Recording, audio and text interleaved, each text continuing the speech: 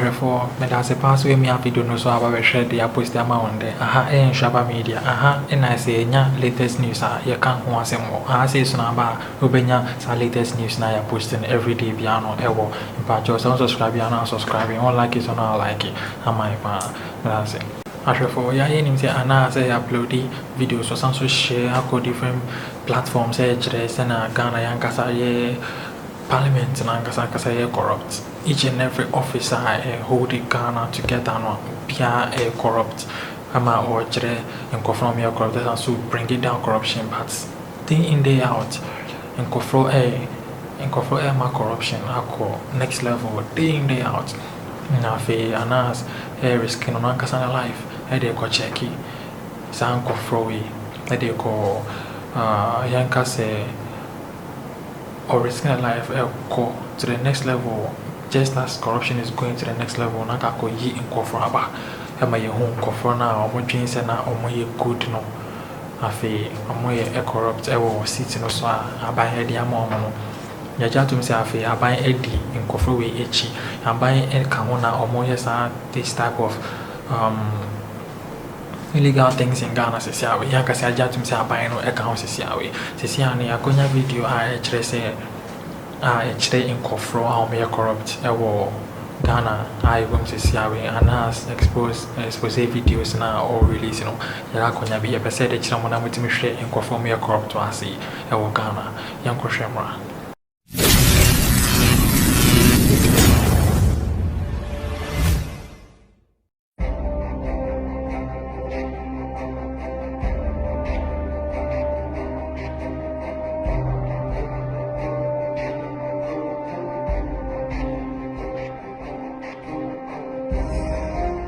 In 2012, presidential candidate Akufo-Addo was asked how he would tackle corruption, and his answer caused a stare.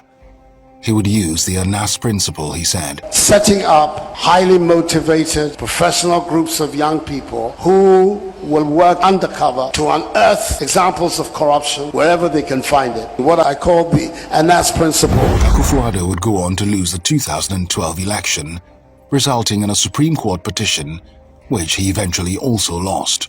Dismissed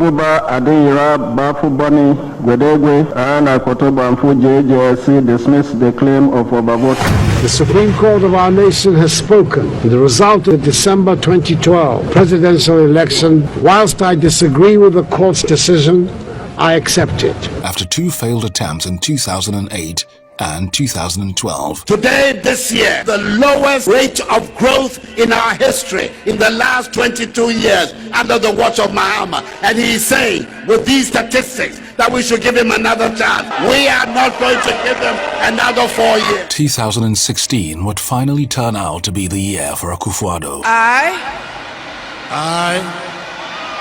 Nana Addo Dankwa Akufo-Addo, having been elected to the high office of President of the Republic of Ghana, having been elected to the high office of the President of the Republic of Ghana. Akufo-Addo's inaugural address was filled with the promise of a new dawn. A new dawn has arisen in Ghana, which will enable us to build a new Ghanaian civilization, which will be the beacon of Africa and the wonder of the world. The early days seemed equally as promising, with social interventions such as NAPCO and free SHS.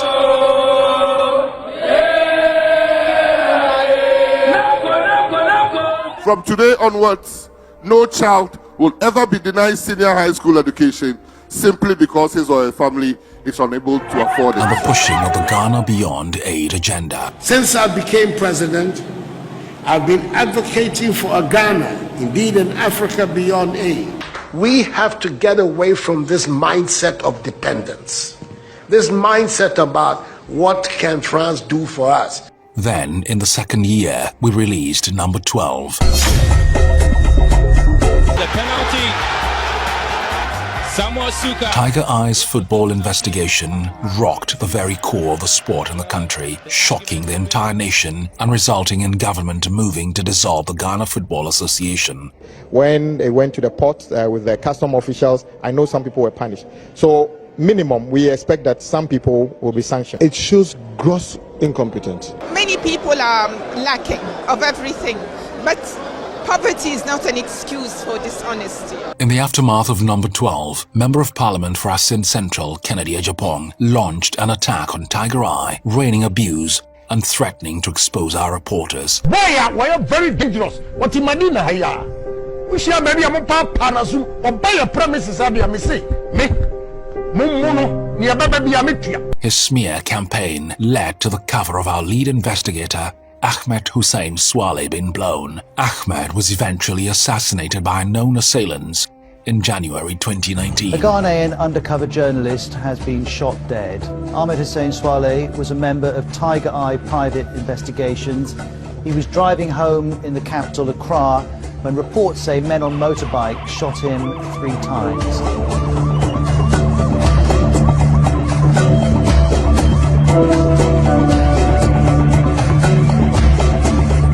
He was instrumental in a wide-reaching expose into corruption in Ghana football, about which the BBC Africa Eye programme made a documentary. Surprisingly, there was relative silence from the presidency, apart from a social media post and a statement from the government.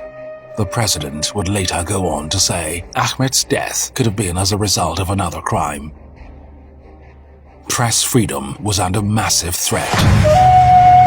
I really got worried after I received the news of Aremeyaw Swale's death. It was so gruesome, the way he died. Bullets to the neck, to the chest, just for, trying to help the state become a better place. And for Aremeyaw Swale to die that way really triggered a wave of terror, a wave of worry in the realm of undercover, I must say. And that's really got many of us to take a break, hide ourselves even more than we ever did in times past, hide our families. And one would have thought that Anas and his men would have been applauded for what they did, but sinister motives were displayed in certain circles, exemplified by Kennedy Ejapong, an MP who was an MP and still an MP, who openly on the television incited violence, invited people to finish him up, and within days it happened. And then came the Galamsey Menace. Illegal small-scale mining was and still is wreaking havoc among land and water resources in Ghana. The Akufo-Addo government promised to end it by establishing the Interministerial Committee on Illegal Mining. When we went undercover on the status quo, the findings were nasty. We found members of the committee willing to take money to betray their very mandate, including the secretary, Charles Basu. After glaring evidence of corruption, Basu was left off the hook with no punishment whatsoever.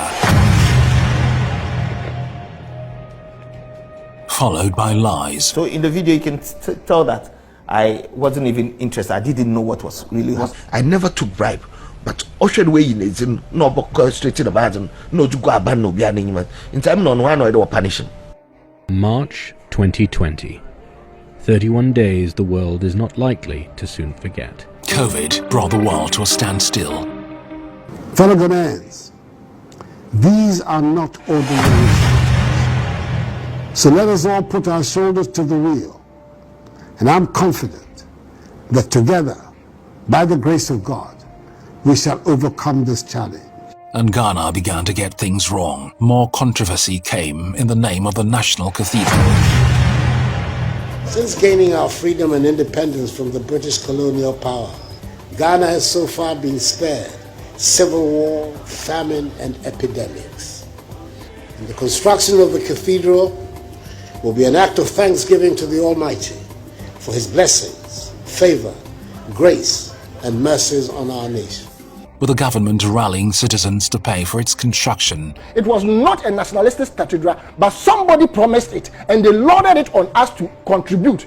In the first place, they told us that we were not going to contribute a quota, for which reason Duncan William or Kachia said we should shut up, because the cathedral was going to be built on their own resources that will be guarded, not the taxpayers' money. Not to talk of the scandal of top ruling party officials like Chairman Wontumi involved in mining. 2021, August 19th. Now, I can tell my Nankasa command the Regional Security Council. Say, Omumano security men. Na Omufanko assassin abind their man so. Na galamse for Abba assassins not to me. These illegal miners have been mining on our concession and in water bodies. I am by this correspondence therefore launching a formal complaint to your outfit to assist us with necessary security detail to arrest all such illegal mining. Well, you recall that the Lands and Natural Resources Ministry made a declaration that no license has been issued for mineral prospecting in any forest reserve across the area and even in the country as well. And using gun violence to consolidate gains and intimidate others. The video of tax and bandits belonging to Chairman Wontumi engaging in an armed combat.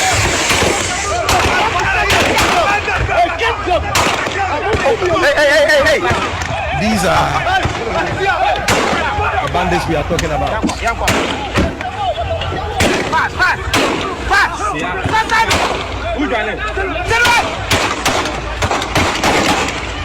What's that kind of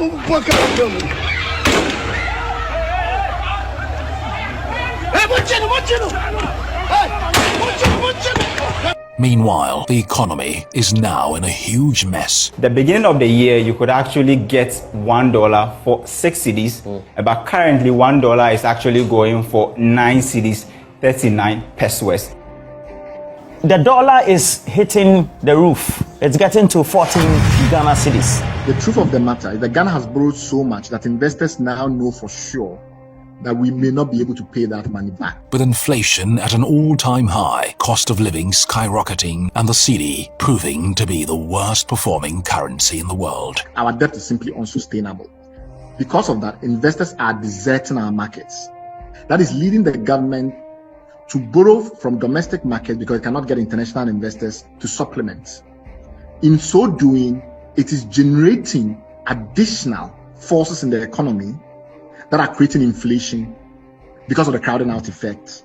And the fact that that inflation leads investors to try and dump cedi assets and move it to the dollar is damaging our currency. It remains to be seen how the country will wriggle its way out of its current economic woes.